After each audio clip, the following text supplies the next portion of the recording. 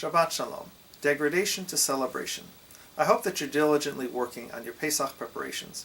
While people prepare different dishes and have different ways of having a Seder, there is one thing that everyone has that is the same, the Seder plate. The Seder plate is interesting because it holds all the symbolic foods, but we don't eat all of the symbolic foods. Some are symbols to be eaten and others just to look at, like the egg or the shank bone. The ones that we do eat, the maror and the karpas, they each have their own blessing. But what about the last one, the charoset? We eat it, but we don't say a blessing for it.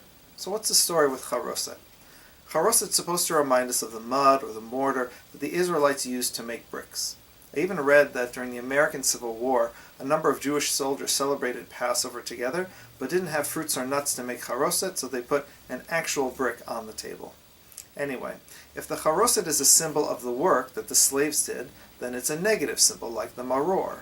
But when we eat it, it's sweet, the taste of freedom. While the rabbis decided that it's not a mitzvah to eat charoset, which is why it doesn't get its own blessing, the charoset is a perfect symbol for Passover.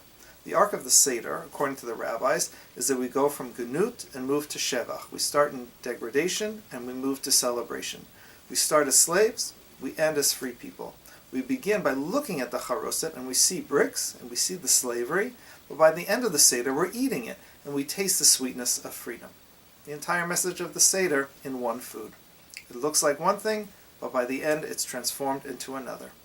I wish you a wonderful, sweet, and redemptive Pesach. I look forward to seeing you at TRZ for all of our Pesach services. Tomorrow, 7 a.m. for a special minyan and siyum, and Saturday and Sunday morning at 10 a.m. Shabbat Shalom and Chag Sameach.